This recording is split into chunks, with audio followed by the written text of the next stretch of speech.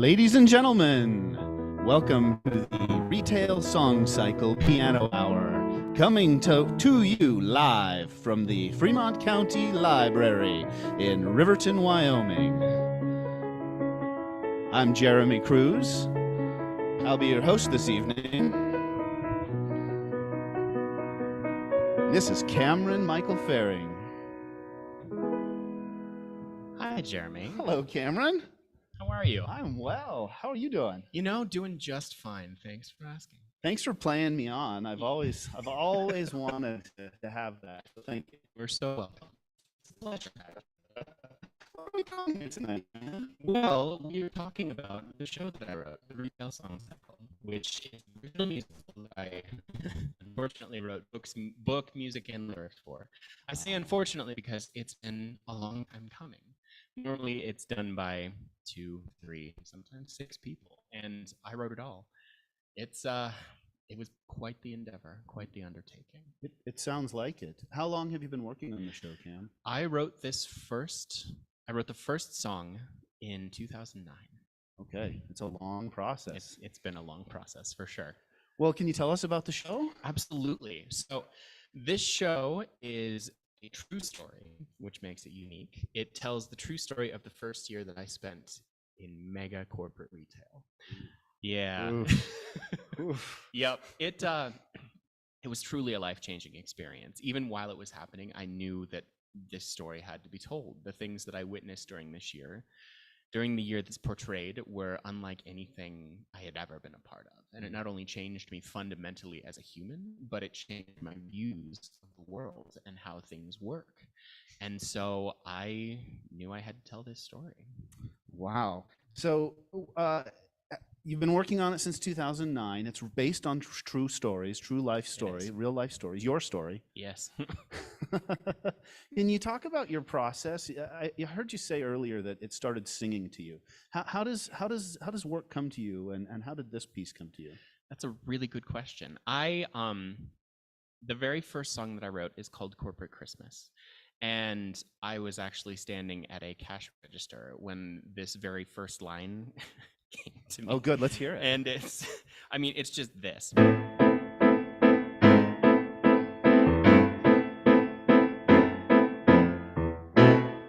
And I knew that it was already something. Yeah. And so characters just started singing to me in this patter style, and they were just expressing their frustration with the holiday season. So normally, if I'm fortunate, the first line comes to me complete. So the melody is there, the lyrics are there, and then I fill in everything else. Wow. Okay. Normally. Well, sure. There's an exception to every. There are exceptions. Yeah. Sure. Okay. Well, I want to ask you. I noticed in the script that you mentioned a couple of times that it's all based on true stories. How important is that to you and to the performers and to the audience? It's incredibly important. It's very easy to believe that some of the things not only happen, but some of the lines that are spoken are fabricated, and they are not. It's one of the most important things about this show is that every line that a customer speaks was actually said either to me, to my person, or to someone very close to me that I was standing next to. And so it's a lot. It seems like a farce. It seems like people can't actually behave this way, but they did, and to complete strangers, no less. So it was a farce. It just was really happening to you. Correct. Okay, so I think that you and our friend Lily are going to sing a song. What are you guys going to do for us? So we are going to do a song called Spend Each Day, which comes right after Mac's first day of training, and his fellow employees are trying to warn him that things are not as sunny as they appear. Oh, okay. All right, well, I'll let you go. Get ready. Thank you. Meanwhile, I just want to give a little pitch here. The reason we're doing this evening is, of course, Cameron has the opportunity to have another reading of the Retail Song Cycle. And what we're doing tonight is a fundraiser. We're hoping to raise money because we like to pay our artists, and that's very important to Cameron, and it's very important to all artists, I think. So what we're doing here is we have an Indiegogo link, which you should be able to find in the description. You should be able to find it on the Retail Song Cycles Facebook page. It's in a lot of places. Click on that, give us some money. That's what we're here for. We're trying to raise money to make the reading as good as possible. A lot of hard work goes into a production like this, and it's just not fair to not compensate those people, the artists, the artistic team, the performers who put their time and effort into making this show happen. So that's why we're here tonight. Go to Indiegogo, give us your money. That's what we need. All right. Well, while I go find my wallet, we're going to hear from Cameron and Lily, and they are singing "Spend Each Day."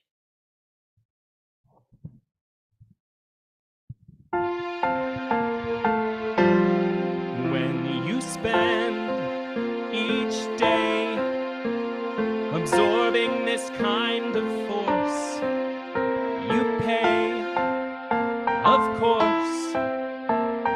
Stress always has to play upon the source. It's true, and we pretend it's okay, 'cause there's nothing we can say or do but absorb the force from anger that has nothing to do with you. All our lives we're told to deal with our stress in ways that are impressed and bold, and not ever to compress the rage we hold in here. But we survive, we're consoled, and through on wisps of gold we're near. 'Cause when he talks and walks and got such irritants to be sincere.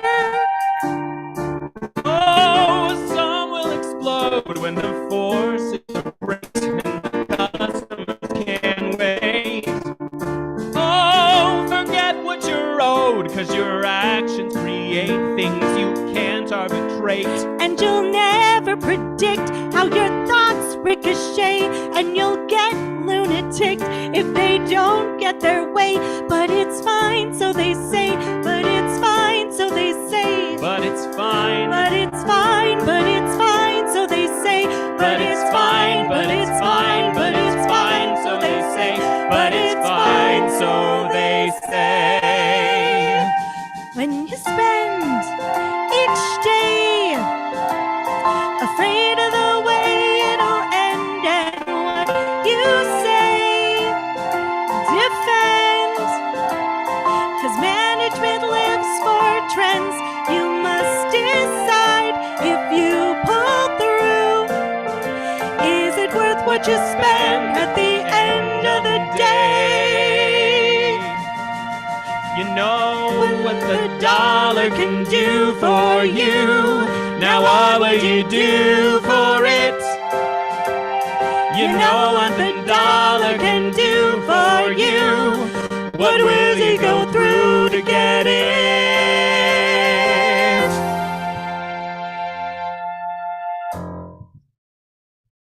Thank you, Lily. Hi, Jeremy. Well, hi. Nice to see you. What a surprise. Thank you. You're so welcome. That was wonderful. And that performer was Lily Draper. It was, and she is a gem. She was not only in the third reading cast, but she directed it as well. She played Miranda. Wow, a multi-hyphenate. Thank you, Lily. She's a fellow pancake as well, and that's what we do. Multi-hyphenates. By necessity, by talent, by skill. Sure. By all of it. Well, Cameron, I think we have a very special guest to live stream in. We do, absolutely. Dr. David, are you there? Dr. David Cody. Can you hear us, Dr. David? Give us just a second. Yeah, let's vamp. You know Zoom. Can you hear us, Dr. David? I can hear Hi, you. DC. Can you hear us? Can you hear us, Dr. David? I can hear you. DC. Can you hear us? Yep. We've got 3 versions. That's fun. I had to Wow. pause my other computer Oh, with Dr. the YouTube. David. Well, we are live, and anything can happen when we're live. It's so good to see you. Thank you for joining us this evening. Likewise, it's a pleasure. David, Dr. David, my name is Jeremy Cruz. I'm here with Cameron hosting to this evening, and I have a few questions. Are you up for a little hardball with Jeremy Cruz? Let's do it. All right. So tell us your history with this show. I know that you've known Cameron a long time. How did you first encounter the retail song cycle? If memory serves me correctly, I recall Cameron sang one song from this show as part of his, I guess, capstone recital, his senior year at UM. I did. And my impression, of course, was this is good. You should write this show. Of course, Cameron being Cameron, I recall that on that recital, there were songs from at least 4 other shows that he was working on at the time. But yeah, so coming full circle, it's a real pleasure to see this finished product, and what a wonderful piece it is.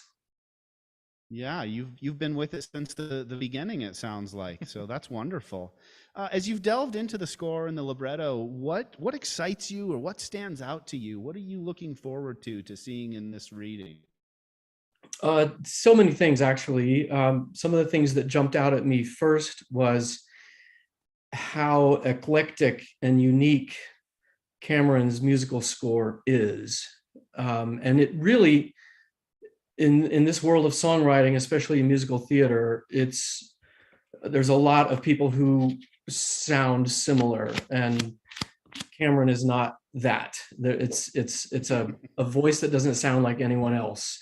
But at the same time, there's lots of different styles in this score. Lots of different pop styles. It's kind of a potpourri, but also a little bit of classical mixed in.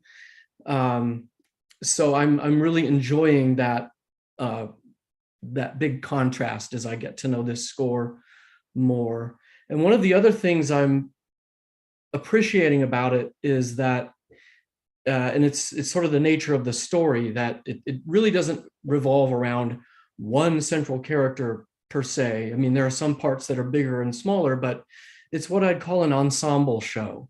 The wealth is distributed quite evenly among the cast. And so these 12 or so people each have quite a lot to say and quite a lot to sing.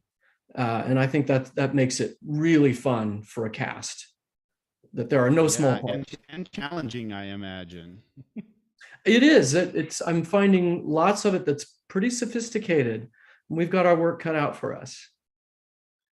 Dr. David, I wanted to ask you, is it different working on a show that is kind of a solo project? He's the composer, he's written the libretto, he's done everything. And not only that, he's a former student. So how do you think about tackling a show that has those components from a person that you have some responsibility in the world for? Well, for the first part of your question, it's kind of a rarefied group in the musical theater world. People that write all of it, the original idea, the book, the lyrics, the music. Usually it's a team that does that. But in my experience working on these different kinds of shows, the material is the material, and whether it's written by one person or a team of people. So I don't really find a difference there, but having been a former teacher of Cameron's, and with this wonderful long history we've had together, I can't help seeing some of, his work as a student and some of his different influences playing out in this show. One example might be, and this could be just completely not true, but there is an opening sequence that has a lot of counterpoint in it. Like it's an anthem to retail and consumerism. but a kind of a parody of a Latin mass in it. And I know that his composition teacher was very big on that kind of multi-voiced contrapuntal writing. And I'm thinking, maybe a little bit of P-dub in that opening sequence. Yeah, you called it exactly as it is. Yay! Well, that's wonderful. Thank you for that thoughtful answer. Sure. I have one other question that's gonna probe deep back into time. Can you tell us what young Cameron was like when this young man walked into the classroom as a unformed ball of talent and energy? What did you see? How would you describe him, or what are some of your favorite memories from your early years of knowing Cameron? Oh, wow. I could write a thesis. Really, I mean, it was just a younger version of this wonderful person standing next to you. All of those great qualities and drive and talent were there just as they are now. My first impression was, and this is kind of who I was as a teacher back then. It's like, what a voice. I could turn him into an operatic baritone. But, really, and he was so open to everything. His lessons were, the gamut of musical theater, pop, and classical and operatic stuff, because he has this voice. But, I've learned over the years to sort of, see where the student wants to go and not try to graft any of my ideas of what this voice could do. But that was sort of the fun first impression I had of Cameron. But he was a double major, so I got to work with him in theater stuff and the School of Music stuff. He was in some of our opera productions. He really is a pretty multifaceted, brilliant person, if you don't mind my saying so, Cameron. I'm not sure if I'm answering your question or just rambling, but No, it was really a really good time working with him as a student. I am forever grateful for my opera pants that I wouldn't have without you. So, Well, thank you for those kind words, yes, Dr. thank you David. so much. Thank you for taking the time to speak with us this evening and work on this production. We're all really excited to hear and see what's going to happen in August. So thank you again for joining us. Do you have any parting words before we let you go?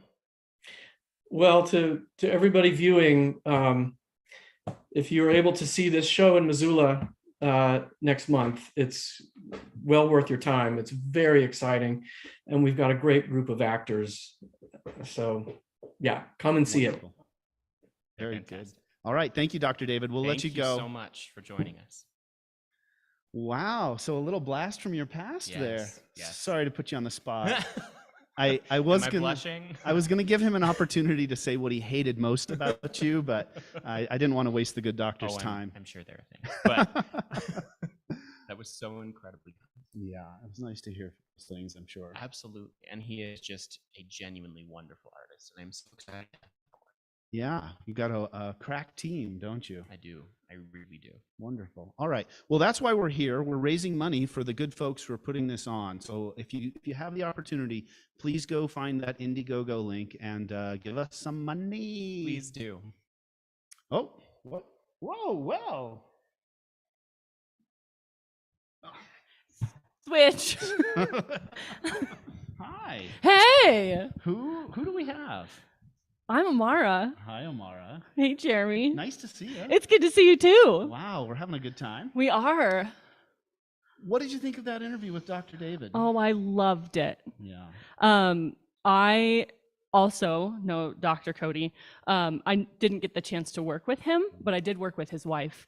And it was really fun to see Cameron blossom into the vocalist that he is because of Dr. Cody. And I love that they're coming back together for this. So Yeah, it's so fun. It's so fun. It's so fun. Well, what are you here for? What are we going to do? Well, I am here to sing a little ditty that Cameron wrote for the show called The Money's in the Details. This character Melinda, is from the corporate office. And so he really does a good job, I think, showcasing how, one, disconnected corporate is from the people who are actually on the ground working, and two, how much of a pain they can actually be when they do a site visit.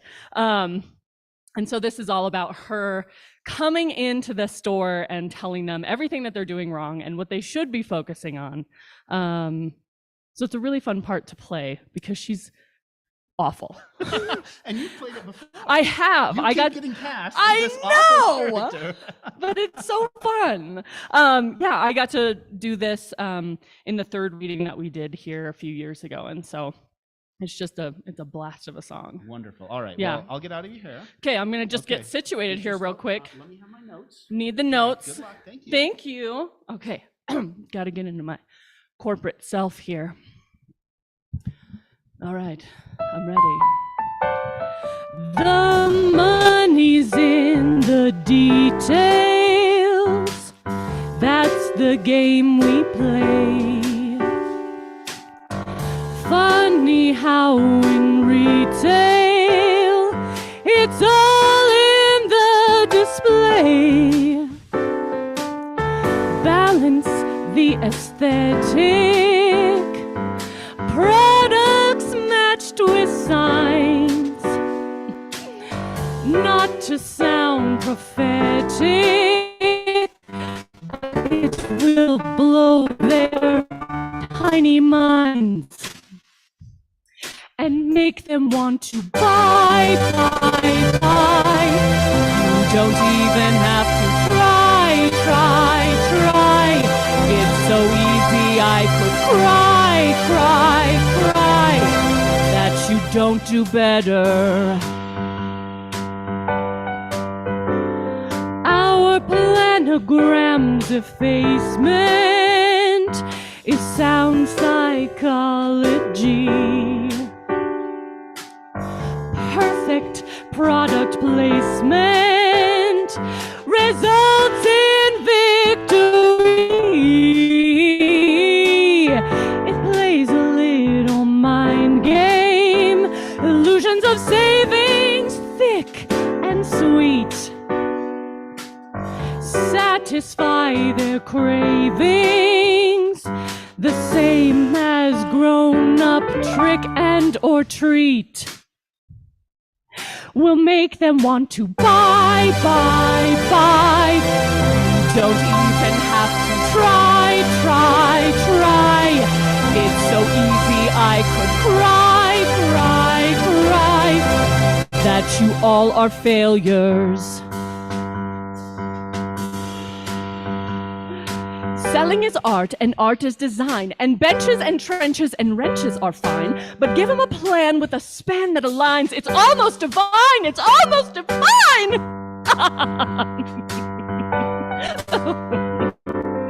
Your jobs are in the detailed scores, and it's all up to you to do it. Mobs will run through retail scores, but you must execute to do it. Take pride in the aesthetic. On this I must insist. Never more pathetic, or else your jobs might be dismissed. So make him want to buy. It's true, you all know why. Plus the holidays are 999. If you do this, you will enrich us all.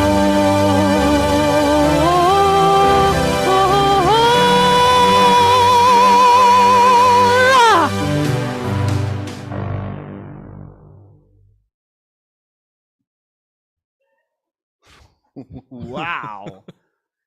Thank you so much, Mara. Yes, thank you, Amara. It was deliciously evil. Oh, so evil. wow. I got to question you too. Okay. I mean, my goodness. Is it more fun to write the really evil characters, or are you, because you're kind of Mac. Mac is everyman. Yes. So where do you fall when you're working? Is it more fun to work on the evil side? This show is particularly interesting because I mean, normally when I'm writing a villain, it's really fun to just be straight up evil. But because these are based on real people and real experiences I actually had, I had to put it away for a while at certain points because it just brought up so much trauma and turmoil that like I would get the heebie-jeebies. My lovely wife, who is currently DPing, she can tell you personally that like there were times where I was very grumpy because I was living in this space. You had to be and Melinda for a long time. I did. Well, I I'm did. sorry, It's but okay. thank you. You know, it's the least I can do. Wonderful. Well, I think we have another special guest. Let's check in with our technical crew. Yeah, it looks like we're going to bring somebody else in here. I think this is the pianist from our show. Absolutely. This is Mac Merchant. He is new to our team, but I'm really excited to work with him. Can you hear us, Mac? Yeah, can you hear me? Absolutely. Well, Excellent. Thank you so much for joining us. You're welcome. Hi, Mac. I'm Jeremy Cruz. I'm kind of acting as the host here tonight. How are you? I'm well. How are you, Jeremy? I'm well. Good, good. Nice to have you. Thanks for joining us. You're welcome. Where are you now, Mac? Where are you located? I'm in Stevensville, Montana. Okay. Beautiful. Thank you for the specificity too. You're welcome. Mac, tell us about how you first encountered the retail song cycle. What was it just handed to you, or did you get a big envelope in the middle of the night? Is somebody have a knife behind the scenes? How did you get involved? I spend a lot of time sitting in David Cody's office playing for his voice students, and he was selling it. So I got to hear the spiel many times. And in fact, the score was sitting on the piano. So he'd go off to get a drink, and I'd be like, what's this? Because I'm an avid sight reader. So I was just interested in what it could be. And then on the whiteboard, it said pianist ? And I'm like, I'm one of those. Interesting. So. Perfect. So, Easy. Yeah, so I brought it interview, up with him. sounds like. Yeah, Okay. yeah, totally happens. Wonderful. Yeah. When you were paging through the piece on the piano, are you looking for the tricky parts? Are you looking for the unusual stuff? Do you read it like a book? How does one approach, or how do you approach a new piece of music? So it depends on how much time I have and the length of the piece. But because I'd never heard Cameron's style before, I was really grateful for the recordings. So I listened along with those and followed along the music, and I could catch things, and I could see not only his personal compositional style, but what kinds of music are featured through the piece. But as I was doing that, I was taking notes of, okay, this looks tricky. We're going to look at this later, that kind of thing. Because I feel like it's my job to know the music the most the first day of rehearsal, so that everybody else can learn it really easily. Because if I don't know it, then things don't go well. We're all in trouble. Yeah. Yeah. It's appreciated. Yeah, definitely. Your professionalism shines. Oh, What thanks. are you most excited about? Is there a piece, a part, a section that you're most excited or most nervous about? I think I'm excited about hearing all the vocal parts in person, how they layer and work with my part, because I can't hear all of it as I'm playing at this point. A section of the show, I think the funny bits I'm really excited to do, because I love laughing from the piano and like getting the energy going in the room. Scary wise, there's a couple of, I don't know if I would call it the nightmare sequence or chaos sequence. But yeah, Cameron's notated some colorful stuff, so it's gonna be fun. Yeah, I have a little bit of a sense of what you're looking forward to, because we got to be in the room with these singers tonight, and I'd heard the music and I'd heard the tracks, and they really come alive with hearing the voices. And I really can't imagine having all 12 singers on the stage at once. I think it's going to be magical. It is going to be magical. Totally. Yeah, all right. Well, Mac, thank you so much for joining us. We'll let you go. We'll let you get back to working on the chaos section, as they say. And I just really want to thank you for being part of the show and for joining us We tonight. appreciate it so much. Thank you. For You're joining welcome. us. Yeah, have a great evening, guys. Thank you. Okay, bye. Wow. Looks like you got the real deal. I do. Yeah. I'm very fortunate. Yeah. I am so lucky to have found and to know enough people who know enough people to recruit this incredible team that we have. I think it speaks to the work. I think it speaks to the work you've put in Well, thank you. and to what's on the page and everyone's vision around that. Thank you. I appreciate it. You're welcome. All right. So I think you're going to prepare to do another song. Is that? I am. Okay. This is a song called There Was a Time, which may or may not be my favorite song in the score. I was sitting on the 11th floor of an old warehouse in Dumbo when this one came. As a fellow New Yorker, you know where that I is. know. But Gives me chills. it's Mac at his general manager's 40th anniversary party. And there are a lot of emotions there because a lot of times it happened. And in the show, some of them have gotten things taken away from them just from corporate and from the company suffering and from all kinds of things. So it's this bittersweet moment where Mac, who is still new, Mac character, not Mac pianist, Sure. where he's sitting in this swirl of feelings because he's looking at this person who has given his life to this company. Mm-hmm. And questioning the validity of that and questioning the validity of it in his own life. Sure. Where does this come in the show? It is halfway through Act 2. Okay. All right. So I'll let you go. You can get prepped for that. It's time for me to do another Indiegogo pitch. So go find the link. Indiegogo. Our operators are standing by. They're waiting for your donations. We need your money. Like I said, you can see the talent in the room, and you got to hear and see the talent in Montana. This is the real deal. These are hardworking professionals, and they deserve to be paid. And making every effort to make sure that happens, and your help. So go find that Indiegogo link. I also want to just take a quick moment to thank our team. Running the cameras and all the technology is Amanda Faring, and I got to tell you, it is no small feat. She's doing a great job. Thank you, Amanda. Woo! Also, we were lucky enough to have a production assistant. Miss Chris Faring is doing the audio recording for us this evening. So thank you, Chris. Once again, our singers were Lily Draper and Amar Faring. I'm Mary Cruz, and I'm going to hand it off to Cameron, and he is singing. What are you singing? There Was a Time. He's going to sing There Was a Time.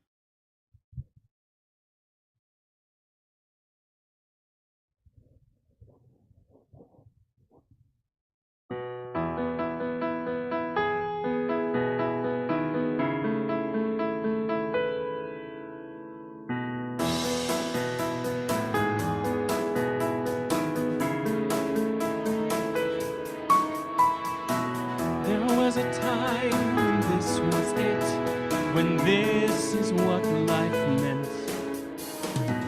We tried to climb just a bit, then try to be content. Glory in some other way. Honor for working each day. I used to find some happiness in everything I tried.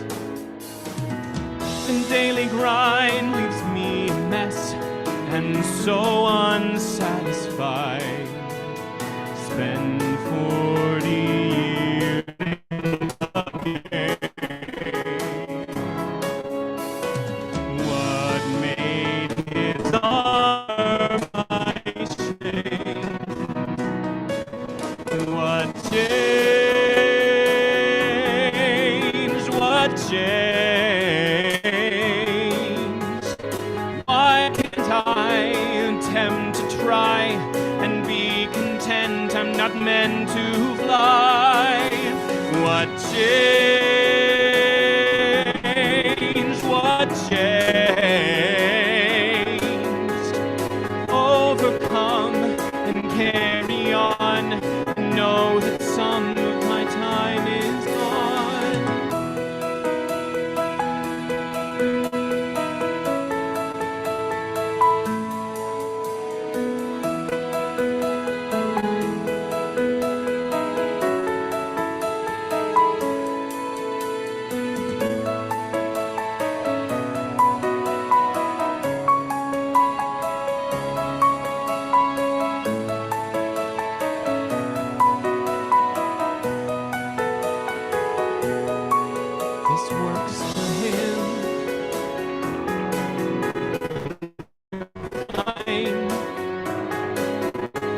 his goals are different than mine.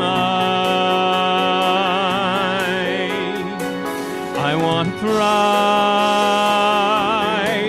not just survive. This job, it pays, but I'm not alive. Not alive. Is this worth it?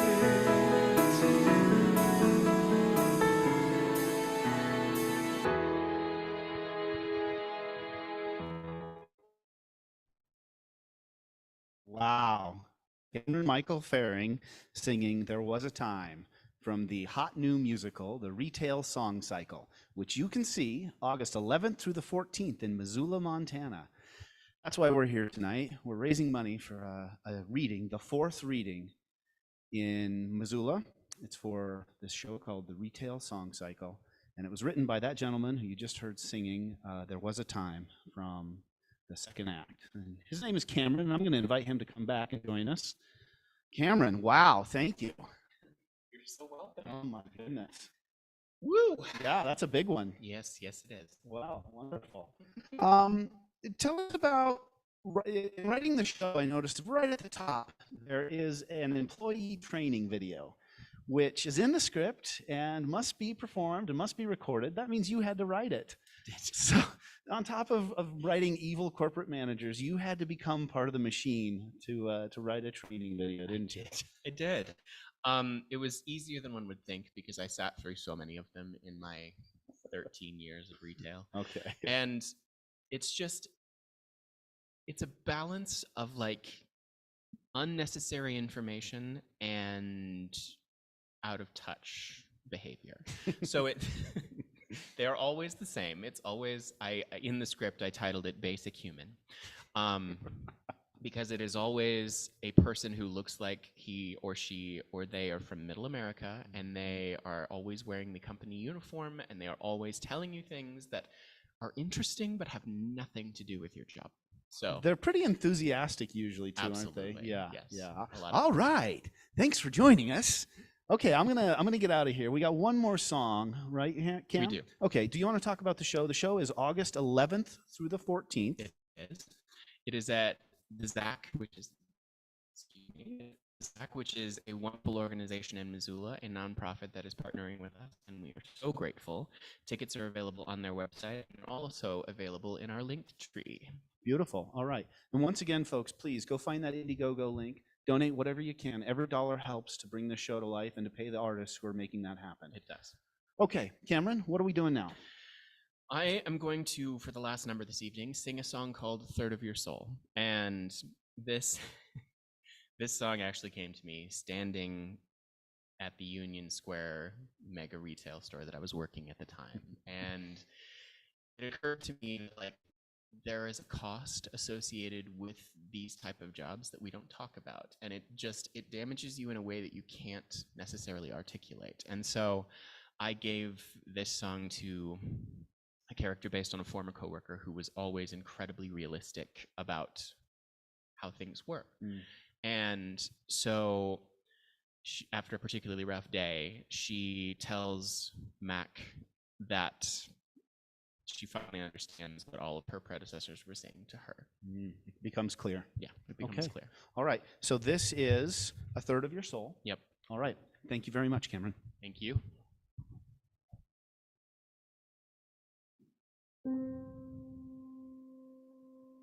When you sell something you didn't make,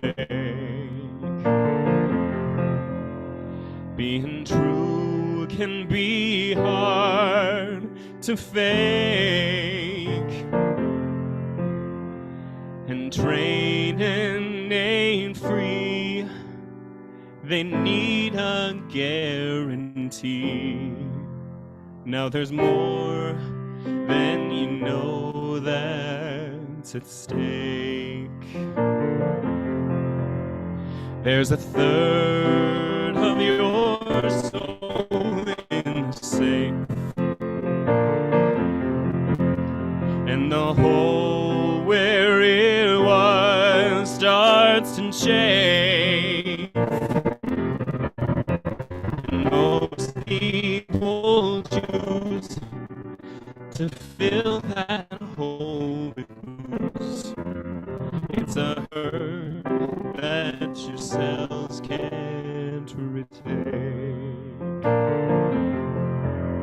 There's a sense that your life starts to fray, but then they cauterize it with pain. Your morals get lost, your titles get embossed. At what cost will I truly forsake? There's a third of your soul in the safe, and the hole where it was starts to chafe. And most people choose to fill that hole with booze. It's a hurt that your cells can't retake. Fine lines in contracts we're taught to never read could have prevented this sacrificial deed. And you may be too new to notice it's gone.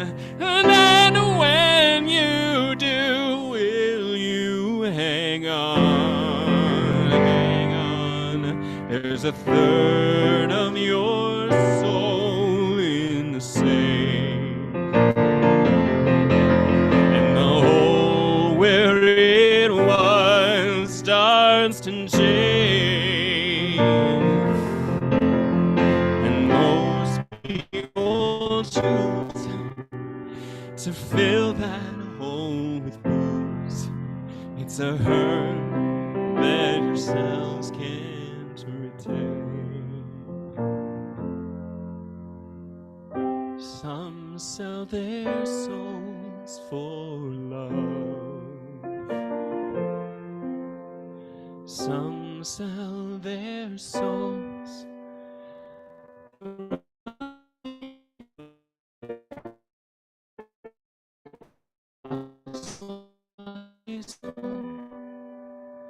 for portion wage control, and a life that is stable, a life that is stable, a life that is stable, a life that is stable.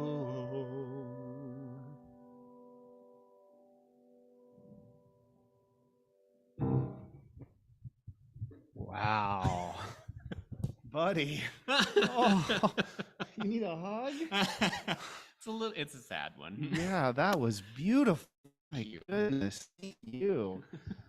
Oh, well, let's take a moment. There are some happy songs in this show, I promise.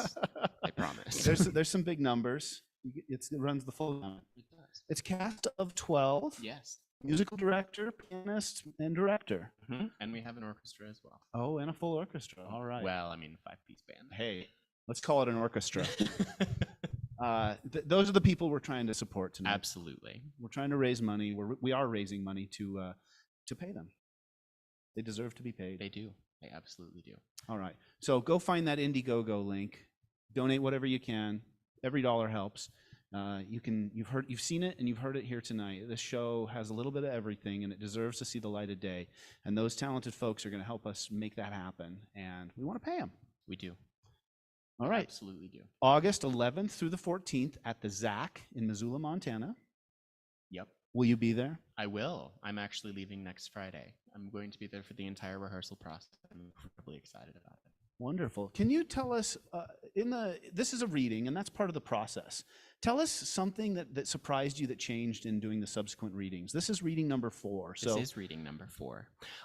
So much of the plot has shifted because this show offers an incredible challenge because I made the stupid decision to keep all of the things that happened in real life in it. And so trying to create a dramatic arc and a cohesive story from the events that happened has been a huge challenge. It's a puzzle, I'm sure.